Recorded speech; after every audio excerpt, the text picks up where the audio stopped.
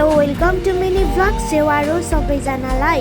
आज चाहिँ म भर्खर ड्युटीबाट आएँ हतार त्यसपछि म लाग्यो 2x बनाउनुतिर। मलाई चाहिँ आज दिनभरि नै मलाई धेरै नै 2x खानु मन लागिरहेको थियो है ड्युटीमा। त्यही भएर आज मैले खाना पनि नखाइकन मैले ड्युटी गरेँ। त्यसपछि ड्युटी सकेर हतार म आएँ। त्यसपछि मार्केटबाट मैले 2x किनेर ल्याएँ अनि जुसहरू चाहिँ म अलरेडी ल्याएर राखिराखेको हुन्छु। अनि मैले आएर चाहिँ हतार बनाउनुतिर लागेँ अनि साइडमा मैले अन्डा पनि बोइल गरेँ। त्यसपछि मेरो 2x पनि रेडी भइसक्यो है। अनि त्यसपछि काम पनि गरिन्छ, खानु पनि पर्यो। आफूलाई मन लागेको कुरा त खानु पर्यो है। काम गर्नु के को लागि, खानुकै लागि त हो नि। जसले जेसुकै भने पनि खानु चाहिँ छोड्नु हुँदैन। त्यही भएर मन लाग्यो खानुतिर। त्यसपछि मैले ट्राई गरेँ है, धेरै नै स्पाइसी भएको थियो।